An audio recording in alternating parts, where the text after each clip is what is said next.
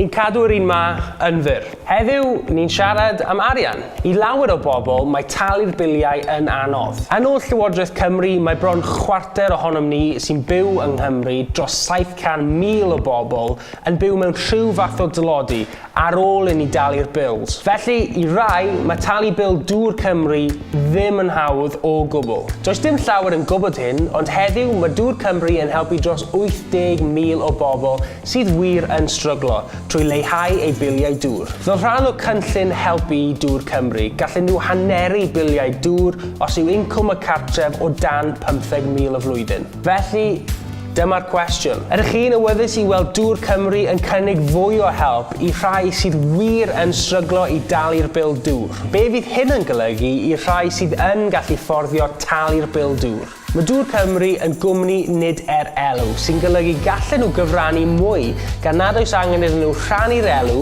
rhwng cyfrandalwyr. Ond gall hyn olygu bydd rhaid i'r bobl sydd yn gallu fforddio talu'r bil gyfrannu ychydig yn fwy. A chofiwch, rydyn ni'n siarad am y bobl sydd wirioneddol yn stryglo, nid y bobl sydd yn gallu talu'r bil ond sy'n penderfynu peidio, gan fod Dŵr Cymru ar ei holen barod.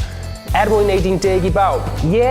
Na, cytuno neu anghytuno. Rhowch wybod i Dŵr Cymru trwy glicio ar y link o dan y fideo. Ac un pwynt pwysig i orffen. Os ydych chi'n stryglo i dalu'ch bil dŵr, mae gan Dŵr Cymru dîm o bobl yn barod i'ch helpu. Just cliciwch ar y link.